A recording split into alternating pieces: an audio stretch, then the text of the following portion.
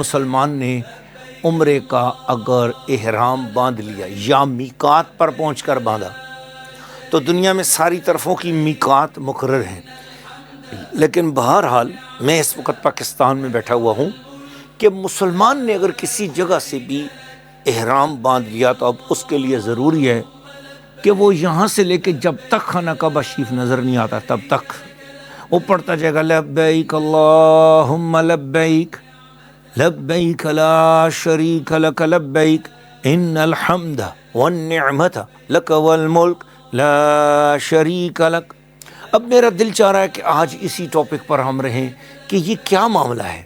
اور میں آپ کو ایک اور بات مزے کی بتاؤں کہ میں خود الحمدللہ جب حج کرنے کے لیے اللہ پاک نے مجھے سعادت دی سن 2022 میں، تو اس سے پہلے اللہ پاک نے کئی مرتبہ عمروں کی سعادت بھی دی، تو میں بڑا حیران ہوا کہ میں کتابیں ڈھونڈتا رہا مختلف مسلکوں کی، اب نام نہیں لینا چاہیے، سارے مسلکوں کی کتابیں میں نے ڈھونڈی، اور ان میں نا مجھے کوئی وظیفہ نہیں ملا، کوئی چلا نہیں ملا، کوئی کچھ نہیں ملا۔ بس حکم یہ ہے کہ 2 چادریں پہن لیا، مرد ہے عورت ہے، اس نے اگر عورتوں کے لیے 2 چادریں نہیں، عورتوں کا اپنے کپڑے جو ہے نا وہی احرام ہوتا ہے نا، ٹھیک ہے نا، عورتوں کے لیے کوئی الگ سے لباس نہیں ہے، صرف مردوں کے لیے 2 چادریں پہن لی۔ اب کیا کرو؟ فرمایا پڑھتے جاؤ لبیک اللہم لبیک۔ اچھا پھر اگر کوئی اترائی آئی فرمایا پڑھو اللہ لبیک اللہم لبیک، چڑھائی آئی فرمایا پڑھو لبیک اللہم لبیک، کسی جگہ رک گئے فرمایا پڑھو لبیک اللہم لبیک۔ یہ پوری تلبیہ ہے، اس کو تلبیہ کہتے ہیں۔ اچھا اس تلبیہ کی کیا فضیلت ہے؟ میں بڑی کتابیں چھانی ہیں الحمدللہ اس موضوع پر، حدیث کی کتابیں بھی چھانی ہیں، فقہ کی کتابیں بھی چھانی ہیں، پھر حج کے موضوع پر لکھی ہوئی سب مسلکوں کی کتابوں کو میں نے چھانا ہے نا کہ مجھے پتہ چل جائے کسی کی فضیلت کہ اللہ اللہ اللہ اتنی پیاری فضیلتیں ہیں۔ چلو بھئی اب اس پر گفتگو کرتے ہی چلا جاتا ہوں۔ یہی عنوان ٹاپک، ویسے حج کے اوپر کم از کم ہم 100 ایپیسوڈ کے پروگرام کریں نا، 100 پروگرام ختم ہو جائیں گے، لیکن کوئے یار کی باتیں ختم نہیں ہوں گی، یہ بلاوے کی باتیں ختم نہیں ہوں گی۔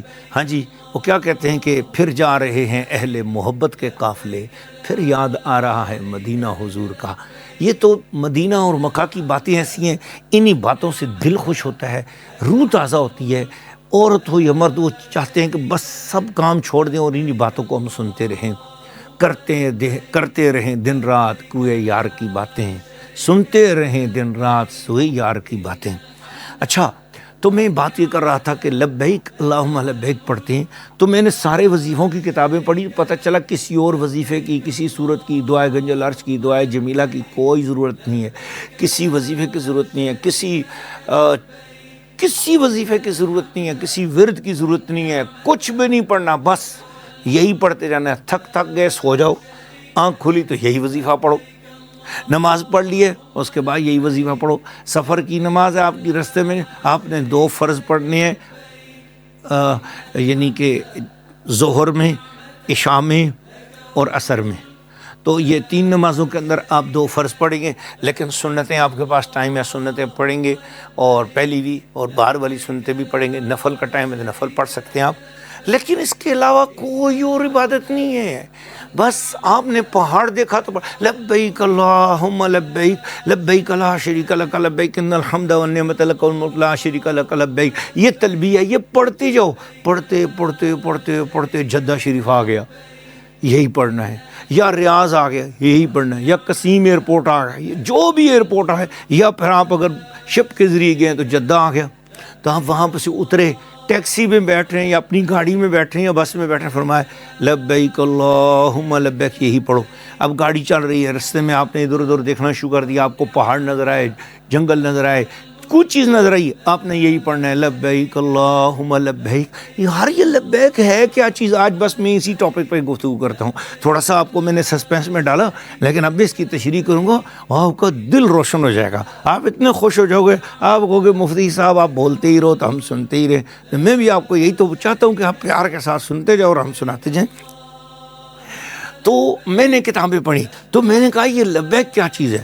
تو پتہ چلا اللہ کے محبوب صلی اللہ علیہ وسلم فرمایا جب کوئی حاجی یا عمرے والا اپنے گھر سے نکلتا ہے اور وہ لبیک اللہم لبیک پڑھتا ہے، خانہ کعبہ شریف تک پڑھتا جاتا ہے تو جو اس کے گھر سے لے کے خانہ کعبہ تک کی زمین ہے، یہ ساری کی ساری زمین قیامت والے دن اس شخص کے نامہ اعمال میں اٹھا کے ڈالی جائے گی اور اس کی نیکیوں کا وزن بڑا بھاری کیا جائے گا۔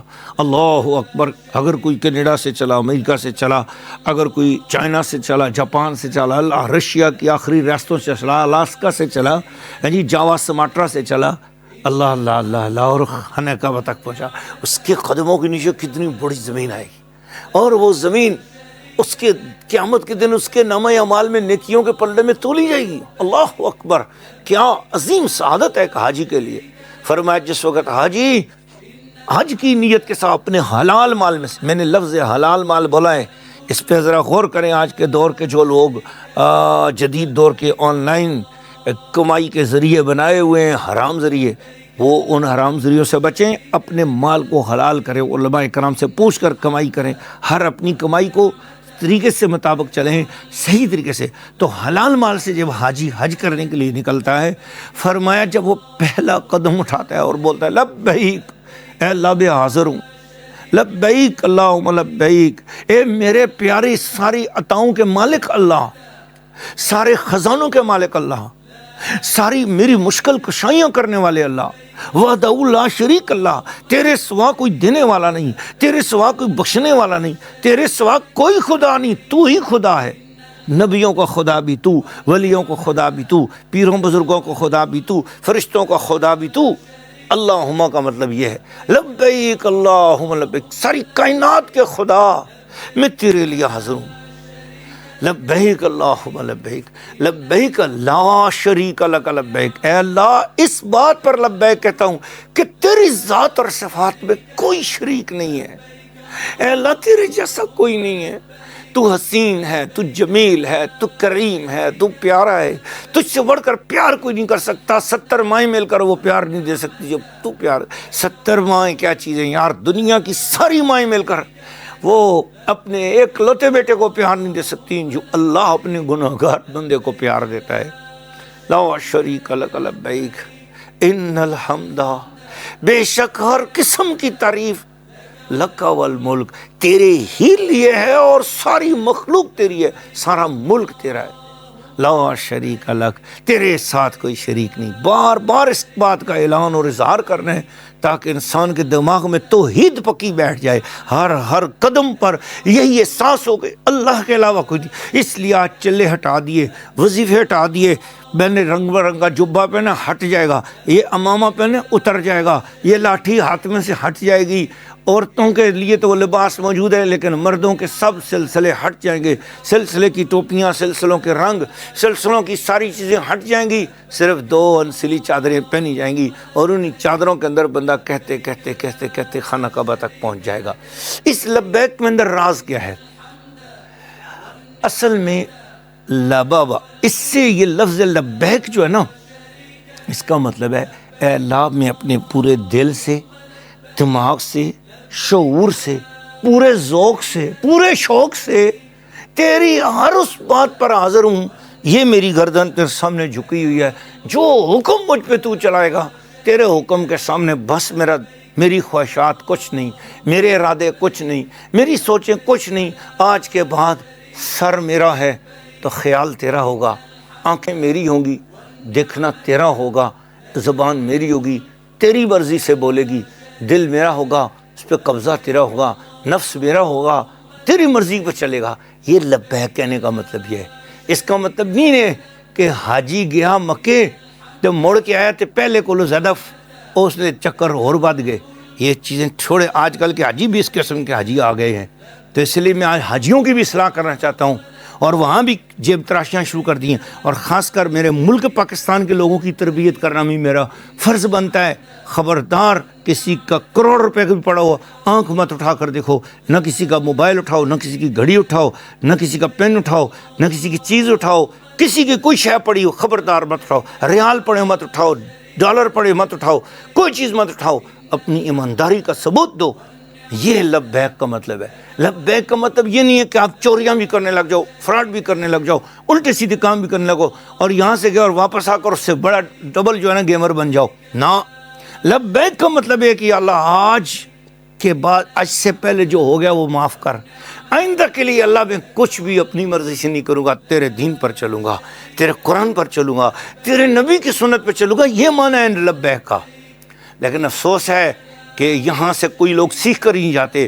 شریعت کا حکم تو یہ کہ علم الحال فرض ہے، یہ تمام فقہ کی کتابوں میں، جعفریوں، سنیوں، حنفیوں، دیوبندیوں، بریلویوں، اہل حدیثوں، سب کی کتابوں میں لکھا ہے علم الحال فرض ہے۔ علم الحال فرض ہے کا مطلب یہ ہے آپ جس سچویشن سے گزر رہے ہیں اس سچویشن سے گزرنے سے پہلے اس کے بارے میں دین کا علم حاصل کرنا آپ پر فرض ہے۔ آپ 12-15 لاکھ روپے لگا کر، آپ 20 لاکھ روپے 25 لاکھ روپے لگا کر آپ حج کرنے کے لیے جا رہے ہو، اتنا بڑا پیسہ لگا اور آپ کو پتہ ہی نہیں ہے کہ وہاں پر کرنا کیا ہے۔ تو اس لیے یہاں جانے سے پہلے یہاں پر سیکھو، ہر چیز کا علم حاصل کرو۔ اور یہ سفر شوق ہے، یہ سفر دیوانگی ہے، یہ سفر عشق ہے۔ ہم نے اپنے رب سے عشق کرنے کے لیے قدم اٹھا لیا ہے، اب خدا کا حکم ہمارے وجود پہ چلے گا، اب اپنی خواہش نہیں چلے گی۔ یہ لبیک کا ترجمہ ہے۔ باقی ابھی تو میں نے طواف پہ باتیں کرنی ہیں، ابھی تو میرا دل چاہ رہا ہے کہ پھر طواف ہے، پھر حجر اسود ہے، پھر مقام ابراہیم ہے، پھر خانہ کعبہ کا پردہ کیوں آیا، خانہ کعبہ کے اوپر سونے کا جو ہے نا وہ دروازہ کیوں ہے، پھر یہ غلاف کس کی سنت ہے، کیسے چڑھایا جا رہا ہے، کیا بات ہے۔ یہ تو اتنی بڑی ہسٹری ہے بھائی، مجھے تو چھیڑ دو، تو میں تو چاہتا ہوں ایپیسوڈ چلتا چلا جائے اور آپ سنتے چلے جاؤ۔ اچھا میں کچھ دیر باتیں کرتا ہوں کہ یہ خانہ کعبہ شریف کے اندر آپ انٹر ہو گئے، جو پاکستان سے جانے والوں سے گزارش ہے کہ یہ باب الفتح سے داخل ہوں۔ باب الفتح سے داخل ہونے کی وجہ یہ ہے کہ آپ کو خانہ کعبہ یکدم نظر نہیں آئے گا، آپ اپنی نظریں نیچی کرتے جاؤ گے، کچھ سٹیپ نیچے جاتے جاؤ گے، ایک دم گول آپ کو کالی جو ہے نا پٹیاں نظر آئیں گی، اس کا مطلب آپ خانہ کعبہ کے سین میں آ گئے۔ اس درمیان میں آپ نے ذرا سا اونچا دیکھنا نہیں ہے کیونکہ تھوڑا سا خانہ کعبہ نظر آ جاتا ہے، اس لیے آپ نے نظر نہیں۔ باقی ہر دروازے سے جتنے باب عبدالعزیز سے داخل ہو جاؤ گے یا کسی اور دروازے سے تو ایک دم خانہ کعبہ نظر آ جاتا ہے۔ حکم یہ ہے کہ آپ اپنی آنکھیں جھکا کے جاؤ، حج والو، عمرے والو، تو آپ خانہ کعبہ شریف کے سین تک بھی خانہ کعبہ کو نہیں دیکھو۔ جب آپ خانہ کعبہ شریف کے سین میں پہنچ جاؤ، سائیڈ پہ کھڑے جاؤ، آپ کی وجہ سے کوئی طواف کرنے والوں کو ڈسٹربنس نہ ہو، آپ نیچی نظریں کیے آپ سائیڈ پہ چلے جاؤ، سائیڈ پہ جا کر ایک جگہ کھڑے ہو کر بسم اللہ الرحمن الرحیم، بسم اللہ الرحمن الرحیم، اللہم افتح لی ابواب رحمتک، بسم اللہ والصلاۃ والسلام علی رسول اللہ، آنکھیں جھکائے اللہم صلی علی سیدنا محمد وآلہ وصحبہ وسلم۔ یا اللہ میں پہلی نظر ڈال رہا ہوں، جتنی دعائیں مانگوں، جس کے لیے جو دعائیں مانگوں قبول کرنا، آمین۔ بسم اللہ الرحمن الرحیم، ایسے نظر اٹھاؤ، پھر خانہ کعبہ پہ نظر جمائے رکھو، اپنے لیے، دوستوں کے لیے، یاروں کے لیے، عزیزوں کے لیے، رشتہ داروں کے لیے، جس نے آتے ہوئے دعاؤں کے لیے، سب کے لیے اس پہلی نظر میں دعا مانگو۔ اللہ کا شکر ہے کہ جب میری پہلی نظر پڑی تھی میں نے 52 منٹ تک اپنی آنکھیں نہیں جھپکائی تھیں، خوب میں نے کہا اللہ مجھے رونا بھی نہ آئے، میں تیرا گھر دیکھ کر رونا آ جاتا ہے نا، پھر آنکھیں جھپک جاتی ہیں، آنکھ میں آنسو آ جائیں، میں نے کہا یا اللہ میں آج ذرا آنسو نہیں مانگتا ابھی۔ میں نے بہت سارے لوگوں کو دعائیں کر دیا، اس وقت پھر میں رویا بھی نہیں، 52 منٹ میں نے خانہ کعبہ شریف کو دیکھ کر دعائیں مانگتا ہی رہا۔ تو ان میں سے ایک دعا مانگی تھی میں نے کہ یا اللہ میرے گھر سے آب زمزم ختم نہ ہوتا، الحمدللہ آج تقریباً اس بات کو 20-22 سال ہو گئے ہیں، زمزم شریف آ ہی رہا ہے۔ تو خانہ کعبہ کو دیکھ کر جو دعا مانگو گے وہ اپنے لیے، جس کے لیے جو دعا مانگو گے وہ اسی وقت قبول ہو جائے گی۔ اب آپ کے دل میں سوچتا ہے کہ خانہ کعبہ شریف کا یاد رکھنا، الٹی سمت کبھی نہ چلنا، برباد ہو جاؤ گے، ہمیشہ سیدھی سمت پر چلنا۔ اور وہ سمت کیا ہے کہ آپ ایک دم خانہ کعبہ میں پھر دعا مانگنے میں ادھر ادھر دیکھو، آپ کو گرین لائٹیں نظر آئیں گی، جہاں گرین لائٹیں نظر آئیں آپ اس طرف چلو، اور گرین لائٹیں اگر فرض کیا الٹی سمت میں تو مت چلو، آپ پھر ایک پورا چکر سیدھا چلتے جاؤ، سیدھا چکر لگا کے گرین لائٹوں پہ آؤ۔ تو وہاں پر پہنچو، اور وہاں پر پہنچ کر وہاں پر حجر اسود کی طرف دیکھ کر تو آپ نے اپنے ہاتھوں کو چومنا ہے، اگر ہجوم نہیں ہے تو جا کر اس کا بوسہ لے لو۔ یہاں سے اب آپ کا عمرے کا اور حج کا طواف اول شروع ہو گیا۔ لیکن سوال یہ پیدا ہوتا ہے حجر اسود کو چومنے سے خانہ کعبہ شریف کا طواف کیوں شروع کرتے ہیں؟ سوال نمبر 1۔ خانہ کعبہ پر غلاف کیوں ہے؟ سوال نمبر 2۔ اور خانہ کعبہ کا جو دروازہ مبارک ہے جسے ملتزم شریف کہتے ہیں اس پہ سونا کیوں چڑھایا گیا؟ یہ تیسرا سوال ہے۔ تو چلو حجر اسود سے شروع اس لیے کرتے ہیں کہ حجر اسود جو ہے نا جنت سے آیا ہوا پتھر ہے، اور اللہ کے پیارے محبوب نے اس کو خانہ کعبہ شریف کے اندر نصب کیا تھا، اور حضور صلی اللہ علیہ وسلم نے فرمایا خانہ کعبہ کے طواف کو شروع کرنے سے پہلے حجر اسود کو استلام کرو۔ حجر اسود کو چومنے کو استلام کرنا کہتے ہیں، تو ہاتھ کے اشارے سے چوم لو اگر رش ہے تو۔ فرمایا حجر اسود کو اللہ نے 2 آنکھیں بھی دی ہوئی ہیں۔ یہ ایک جو ہے نا شیخ بکداش ان کی ایک کتاب ہے جو صرف حجر اسود پر انہوں نے کتاب لکھی ہے۔ اس کتاب کے اندر میں نے ساری حدیثیں انہوں نے جمع کی، پڑھا کہ حضور علیہ السلام نے فرمایا حجر اسود یمین اللہ، حجر اسود اللہ تعالیٰ کا دایاں ہاتھ ہے، اس لیے اس کو بوسہ دیا جاتا ہے۔ گویا اللہ کے دائیں ہاتھ کو آپ چوم کر تو خانہ کا، یہ میں نے کہا نا یہ سارا سفر عشق ہے، سفر محبت ہے۔ حدیث میں آتا ہے حجر اسود اللہ کا دایاں ہاتھ ہے، تو اللہ کے دائیں ہاتھ کو آپ نے بوسہ دیا اور اب آپ کا طواف شروع ہو گیا۔ فرمایا حجر اسود لہو عینین، حجر اسود کی 2 آنکھیں بھی ہیں، اور یہ ہر بندے کو پوچھو، جو چومنے والا اس کو بھی جانتا ہے، اور جو دور سے حجر اسود کو اشارہ کر کے اپنے ہاتھ چوم لے اور کہے کہ بسم اللہ اللہ اکبر، یہ لفظ بولنا ہے، بسم اللہ اللہ اکبر والصلاۃ والسلام علی رسول اللہ، یہ پڑھے۔ فرمایا حجر اسود اس کا نام، اس کی ماں کا نام، اس کے باپ کا نام اپنے پاس لکھ لے گا۔ قیامت والے دن حجر اسود اس بندے کو ڈھونڈے گا اور ڈھونڈ کر بولے گا یا اللہ اس نے دور سے میرا بوسہ لیا تھا، مجھ سے دور سے میرا استلام لیا تھا، اے اللہ اس بندے کو میں اپنے ساتھ لے کر جنت جاتا ہوں۔ اللہ فرمائے گا اگرچہ یہ گناہوں سے بھرا ہوا ہے لیکن حجر اسود اس نے تیرا احترام کیا، چل تو اس کو اپنے ساتھ لے کر جنت بھیجا۔ 1000 گناہوں کروڑ گناہوں سے بھرے ہوئے بندہ بھی ہوگا، حجر اسود اس کو پکڑ کے اپنے ساتھ جنت میں لے جائے گا۔ کیا بخششوں کا خزانہ اللہ نے خانہ کعبہ شریف کے ابتدا میں ہی ہمیں عطا کیا ہوا ہے۔ تو خانہ کعبہ شریف کے 7 پھیرے لگاتے ہیں، لیکن 8 مرتبہ حجر اسود کا بوسہ، 1 مرتبہ شروع میں، 1 مرتبہ بوسہ ختم ہونے کے بعد، 7 پھیروں کے بعد پھر ہر پھیرے پر یہ استلام ہوتا ہے۔ اب آ جائیں دوسرے سوال کی طرف۔ اس سوال کو بھی ابھی بہت سارے محبت کے پہلو رہتے ہیں، لیکن دوسرا سوال کہ خانہ کعبہ شریف کے اوپر غلاف کیوں ہے؟ تو اس کے لیے قرآن مجید کی سورۃ دخان کی آیت نمبر 36 کی طرف چلنا پڑے گا آپ کو۔ وہ قرآن مجید کے اندر اللہ تعالیٰ نے ارشاد فرمایا وَقَوْمُ تُبَّا اَهُمْ خَيْرٌ، فرمایا کہ یہ جو قوم تبا گزری ہے اس کے لیے اللہ تعالیٰ نے قرآن پاک کے اندر ارشاد فرمایا وہ قوم تبا جو بڑی خوشحال قوم تھی وہ زیادہ اچھی ہے، یہ مکے والوں تم جو اب بے آب و گیا زمین میں بیٹھے ہو تم زیادہ خوشحال ہو، جب ہمیں ان کو نہیں رہنے دیا تو تم کیا ہوتے ہو؟ تو تبا قوم کا تو ذکر کیا، مگر اس کا ایک بادشاہ تھا، یہ یمن کے علاقے کا جو ہے نا بادشاہ جو ہوتا تھا اس کو تبا کہتے تھے، اور بہت سارے بادشاہوں تو ان کو تبابے کہتے ہیں۔ جیسے مصر کے بادشاہ کو فرعون کہتے تھے اور اس کے بہت سارے بادشاہوں تو ان کو فرعین کہتے ہیں، اس طرح ایران کے بادشاہوں کو کسرا کہا جاتا تھا۔ تو یہ تبا اصل اس کا نام تھا ابو خالد، اس کا نام تھا خالد ابو کریب، یہ اس کا نام تھا۔ تو یہ بڑا تم تراک کے ساتھ حملہ کرتے کرتے شہروں کو تاخت و تراج کرتے کرتے مکہ شریف پہنچایا۔ اس نے جب مکہ شریف پہ حملہ کرنے کا ارادہ کیا تو اس کے سر میں درد ہو گیا۔ یہ تبا جو یمن کا بادشاہ تھا، یہ حضور صلی اللہ علیہ وسلم کی ولادت سے 1000 سال پہلے کا واقعہ ہے۔ تو ہمارے پیارے آقا جان دو عالم نبی کریم غیب دان سونے پیارے نبی آقا صلی اللہ علیہ وسلم حسن و حسین کا نانا جان فاطمہ زہرا کے بابا جان صلی اللہ علیہ وآلہ وسلم کی ولادت مبارک سے 1000 سال پہلے کا واقعہ ہے۔ تو ناظرین و ناظرات، سامعین و سامعات، آپ بڑی محبت کے ساتھ سن رہے ہیں، لیکن یہ خانہ کعبہ پہ غلاف چڑھانے کا واقعہ جو ہے نا یہ میں آپ کو سناتا ہوں، آپ کا دل خوش ہوگا۔ اس سوال کا جواب تھوڑا سا 2-3 منٹ آپ کو زحمت دوں گا۔ اللہم صلی علی سیدنا محمد وعلی آلہ وصحبہ اجمعین، لا الہ الا اللہ محمد رسول اللہ صلی اللہ علیہ وسلم۔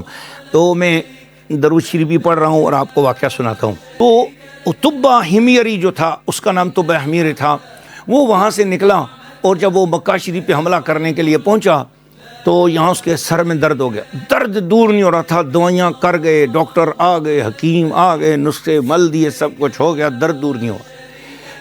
اچانک ایک شخص آیا، اس نے کہا بھی میں، بادشاہ نے کہا اگر کوئی شخص میرے سر کا درد دور کر دے تو میں اس کو بہت بڑا انعام دوں گا۔ چنانچہ ایک شخص آیا, اس نے کہا میں سر کا درد دور کر سکتا ہوں 1 منٹ کے اندر, لیکن بادشاہ کے قریب کوئی نہ ہو.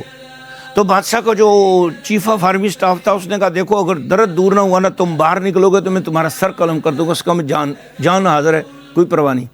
تو اکیلے کیا اس کو بادشاہ نے. تو اکیلے میں جب بادشاہ کو ملا, اس نے کہا بادشاہ تو جس شہر پہ حملہ کرنا ہے یہ خانہ کعبہ شریف ہے, یہ اللہ کا گھر ہے, تو حملہ کرنے کا ارادہ ترک کر, تو یہ شہر بڑی عظمت والا ہے, تیرا سر درد دور ہو جائے گا. بادشاہ نے کہا ٹھیک ہے, میں ابھی ارادہ کرتا ہوں کہ میں اس شہر پہ حملہ نہیں کرتا. جب اس نے کہا میں ارادہ کرتا ہوں میں حملہ نہیں کرتا, ایک دم اس نے ہاں سر کا درد تو دور ہو گیا. وہ بہت خوش ہوا, اس نے بہت بڑا اس کو انعام دیا. سنا ہے کہ وہ ہمارے نبی پاک صلی اللہ علیہ وسلم کے آباء و اجداد میں سے 1000 سال پہلے گزرنے والی ایک ہستی تھے جنہوں نے یہ کہا تھا. پھر اس کے بعد وہ آیا اور اس نے خانہ کعبہ شریف کا دیکھا تو خانہ کعبہ کی دیواریں نظر آ رہی ہیں. اس نے شکرانے میں کہ میرا سر درد دور ہوا اور مجھے اس گھر کی عظمت معلوم ہوئی, اس نے مکے پر حملے کا ارادہ ترک کر دیا اور اس نے شکرانے میں پہلی بار خانہ کعبہ پر غلاف چڑھایا. تو یہ طبہ حمیری ہمارے نبی پاک صلی اللہ علیہ وسلم کی ولادت سے 1000 سال پہلے گزرا ہوا بادشاہ تھا. اس نے شکرانے کی صورت میں کہ میرے سر کا درد دور ہوا اور اس گھر کی عظمت مجھے معلوم ہوئی, اس نے خانہ کعبہ کی تعظیم میں آ کر خانہ کعبہ شریف پر پہلا غلاف چڑھانے والا یمن کا بادشاہ طبہ حمیری ہے. یہ تمام تفسیروں میں بھی اور حدیث کی کتابوں میں بھی اور مکہ شریف کا جو گزٹ شائع ہوا ہے اس کے اندر بھی, اور تاریخ مکہ میں بھی اور تاریخ مدینہ میں بھی اور تاریخ نجد و حجاز کے اندر بھی یہ واقعہ لکھا ہوا ہے. اچھا چلتے ہیں جی. یہی بادشاہ آگے چلا اور حملہ کرتے کرتے کرتے آج جو مدینہ شریف ہے اس زمانے میں یہ یثرب تھا, اس کے پاس آ گیا. یہاں اس کے ساتھ عجیب واقعہ پیش آیا. یہاں یہ ہوا کہ یہاں کہ جب رکا تو یہ شام کا ٹائم تھا. اس نے مدینہ شہر کے باہر جب اپنا لشکر کا پڑاؤ ڈالا تو رات کا ٹائم ہوا, تو شہر مدینہ کے بڑے بڑے لوگ وہ آئے اور انہوں نے بوریاں کھجوروں کی نکالی اور فوجیوں کو کھجوریں کھلانا شروع کر دی. جب فوجی کھجوریں کھا رہے تھے تو طبہ میری رات کو باہر نکلا, اس نے کہا لوگ بڑی کھجوریں کھا رہے ہیں. اس نے کہا یہ کیا کر رہے ہو؟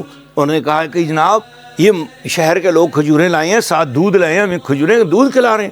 اس نے کہا ہم جس شہر میں گئے ہیں شہر کے لوگ اپنی ہر چیز ہم سے چھپاتے ہیں, یہ عجیب لوگ ہیں کہ انہوں نے اپنی ہر چیز جو ہے نا وہ ہمارے سامنے کر دی ہے اور ہمیں جناب علی یہ کھجوریں کھلا رہے ہیں, بلاؤ ان کو, کیا بات ہے. انہوں نے شہر کے لوگوں کو بلایا تو انہوں نے بڑے بوڑھوں کو بھیجا اور بڑے بوڑھوں نے آ کر کہا اے بادشاہ ہم یہاں کے نہیں ہیں, ہم دور دراز, ہم میں سے کوئی بندہ ترکی کا ہے, کوئی مصر کا ہے, کوئی یمن کا ہے, دوسرے علاقوں کے ہیں, ہم یہودی عالم ہیں, ہم عیسائی عالم ہیں. ہم نے اپنی کتابوں میں پڑھا کہ آخری رسول اس شہر میں آئے گا, اس کھجوروں والے علاقے میں آئے گا, یہ جسے یثرب کہتے ہیں, آج بیماریوں کی جگہ ہے. جب وہ رسول اپنا قدم لگائے گا یہ پورا شہر شفا والی زمین بن جائے گا, اس کی مٹی بھی شفا ہو جائے گی, اس کی ہواؤں میں بھی شفا ہو جائے گی. غبار المدینہ شفا الامراض, اس مدینے کی مٹی بھی بیماریوں کو شفا دیا کرے گی. چنانچہ بادشاہ نے کہا میرے سوال کا جواب تو نہیں آیا.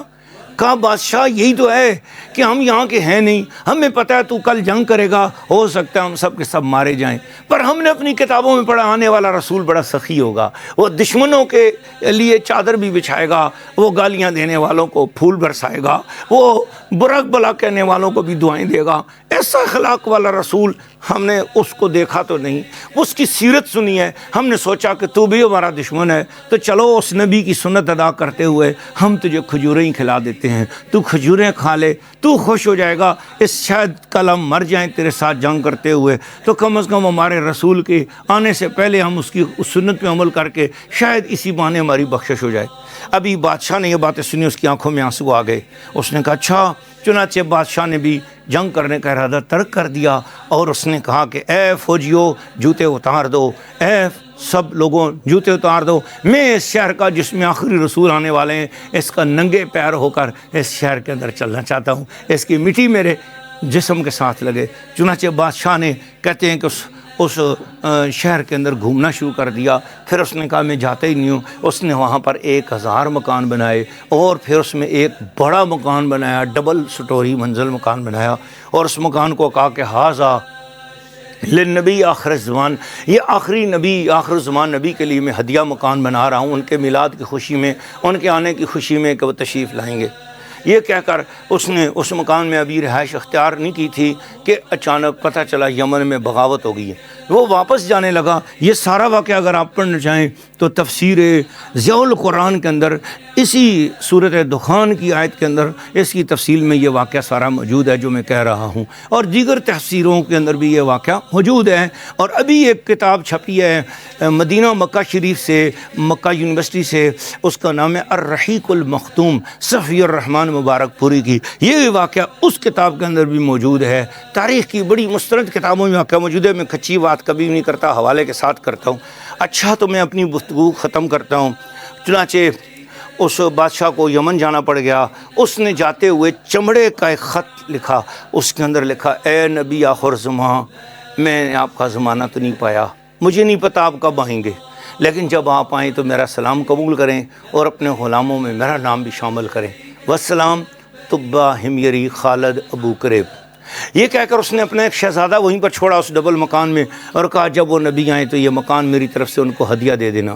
خالد ابو کریب تو چلا گیا اور وہاں جا کر کچھ عرصے کے بعد بیمار ہو کے فوت ہو گیا، لیکن اس کی یادگار وہ 1000 مکان اور وہ ڈبل سٹوری مکان موجود تھا۔ وقت گزرتا گیا، 1000 سال گزرے، اور آج ایک اونٹنی مدینہ شہر میں داخل ہوئی سفید رنگ کی، اس کا نام ادبا اونٹنی تھا، اور رسول اللہ صلی اللہ علیہ وسلم اس پر سوار تھے۔ اور آج بڑے بڑے امیر لوگ کہہ رہے تھے کہ یا رسول اللہ میرے گھر میں آؤ، میرے گھر میں آؤ۔ آج رسول پاک نے فرما دیا، خلو سبیلہا فإنہا معمورۃ من اللہ، میری اونٹنی کا رستہ چھوڑ دو، اس کی نکیل نہ پکڑو، اس اونٹنی کو اللہ نے بتایا ہوا ہے کس نے کہاں جانا ہے۔ سال بعد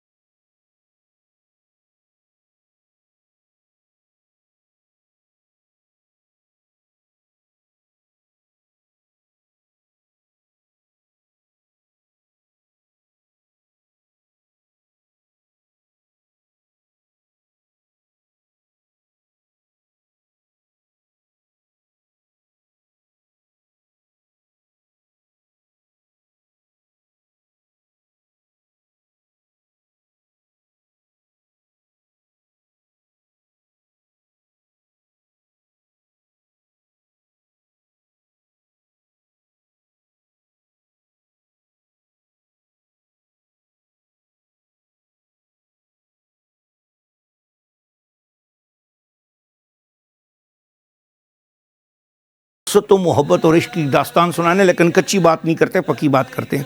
چنانچہ ہوا کیا کہ وہ خواب کے مطابق اٹھے اور رسول اللہ کے دادا جان تو جو ہے نا خانہ کعبہ کا چکر لگا رہے ہیں، نہ تو وہاں گوبر نہ تو وہاں خون۔ وہ حیران ہو گئے، یہ تو جگہ پاک صاف ہے، لیکن خانہ کعبہ کے ارد گرد اس زمانے میں اس طرح کی دیواریں اور صفائی کا نظام نہیں تھا، صاف ستھرا رہتا تھا، لیکن خانہ کعبہ میں ہر بندہ آ سکتا تھا، ساری گلیاں خانہ کعبہ میں کھلتی تھی آنکھیں۔ تو سامنے کے محلے میں دو کسائی نوجوان لڑکے تھے، وہ نامکمل کسائی تھے، جیسے آج کل قربانی کے دنوں میں ہمارے ہاں بھی نامکمل کسائی آ جاتے ہیں نا، جی ساری زندگی درزی کا کام کرتے رہے سارا سال، اور قربانی کے دنوں میں چھری لے کر کسائی بن جاتے۔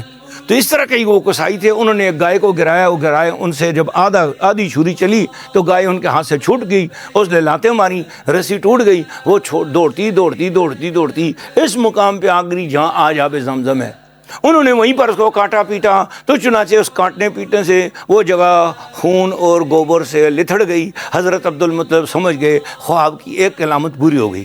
اب وہ خون جو زمین میں چوسنا شروع کیا تو اندر سے چونٹیاں نکلنی شروع ہو گئیں، سمجھ گئے یہ دوسری علامت پوری ہو گئی۔ اتنے میں کہیں سے سفید جو سینے والا کب آیا، اڑتا ہوا آیا، اور اس نے وہاں پر چونچ مارنا شروع کر دی، تو آپ سمجھ گئے کہ یہی جگہ ہے جہاں پہ آپ زمزم گھما ہوا ہے۔ چنانچہ حضرت عبد المطلب نے کھدائی کرنا شروع کر دی، کھدائی کرتے تو اس وقت جو ہے نا آپ کا ایک ہی بیٹا تھا، حضرت حارث۔ تو اب یہاں سے قصہ لمبا ہو جائے گا، میں اس کو مختصر کرتا ہوں۔ تو مکے کے سرداروں نے کہا، یا عبد المطلب آپ ہم سے پوچھے بغیر یہ کیا کام کر رہے ہو؟ فرمایا پیچھے ہٹو، مجھے خواب میں اللہ نے حکم دیا ہے، تم کون ہوتے روکنے والے؟ تو انہوں نے کہا ہمارے بہت سارے بیٹے ہیں۔ آپ نے اپنے بیٹے حارث کو کہا ذرا ان کو سمجھاؤ۔ تو ایک ہی بیٹا تھا۔ انہوں نے کہا یا عبد المطلب تستطیل علینا وانت فظ لا مال لک ولا ولد، اے عبد المطلب تو ہم پہ اوپر جو ہے نا زیادہ ہماری چلا رہا ہے، ہم سے باتیں کر رہا ہے، تیرا ایک ہی بیٹا ہے، ہمارے 10 بیٹے ہیں۔ تو حضرت عبد المطلب نے آب زمزم کا کنواں کھودتے ابھی تو آب زمزم سامنے نہیں آیا تھا، 600 سال گما ہوا تھا، تو آپ نے اس کو دعا کی، اللہم ان کان لہو 10 بنین، یا اللہ اگر تو مجھے 10 بیٹے دے دے، لَأَذْبَحَنَّ أَحَدَهُمْ عِنْدَ الْكَعْبَةِ، تو میں ان میں سے ایک کو خانہ کعبے کے سامنے ذبح کر دوں گا۔ بس میں یہ بات یہیں سے سناؤں گا، یہیں سے کٹ کرتا ہوں، آگے پھر میں چلتا ہوں۔ چنانچہ کھدائی کی نیچے سے ہرن نکل آیا، اسلحہ نکل آیا۔ اب قریش پھر آگے کہنے لگے نہیں جی یہ سونا بھی ہمارا ہے، یہ اسلحہ بھی ہمارا ہے۔ اتنے میں نیچے سے پانی نکل آیا، زمزم نکلا، تو سارے خوش ہو گئے، لیکن خوش تو ہو گئے، زمزم شریف دوبارہ نکل آیا، مگر ان کی لالچ ختم نہیں۔ انہوں نے کہا یہ اسلحہ بھی ہمیں دو، یہ سونا بھی ہمارا۔ چنانچہ انہوں نے کہا قرآن اندازی کرو۔ اس زمانے میں قرآن اندازی ہوئی تو جو اسلحہ تھا وہ خانہ کعبے کا نام نکلا، اور جو ہرن تھا وہ نبی پاک صلی اللہ علیہ وسلم، سونے کا ہرن 2 من کا، وہ نبی پاک کے دادا جان کے نام نکلا۔ قریش کے نام کچھ بھی نہیں نکلا۔ قریش بڑے پریشان ہوئے۔ نبی پاک کے دادا جان اللہ نے انہیں تھا غنی بنایا تھا، انہوں نے اس سونے کے ہرن کو پھر پگھلایا اور خانہ کعبہ کا سونے کا دروازہ بنایا۔ آج خانہ کعبہ کے سونے کا دروازہ جو 2 من سونا ہے، یہ میرے رسول اللہ کے دادا جان کے ہاتھوں کا سونا ہے، اسی کو پالش کرتے رہتے ہیں۔ یہ وہی 24 کیرٹ سونا میرے رسول اللہ کے دادا جان کے زمانے کا لگا ہوا خانہ کعبے کا سونا ہے۔ ادھر سونا بھی تاریخی ہے، ادھر غلاف بھی تاریخی ہے، ادھر گنبد خضرا بھی تاریخی ہے۔ میرے خیال میں گفتگو زمانہ بڑے شوق سے سن رہا تھا، ہم ہی سو گئے داستان کہتے کہتے۔ اسی کے ساتھ اجازت چاہتا ہوں، بہت شکریہ، فی امان اللہ۔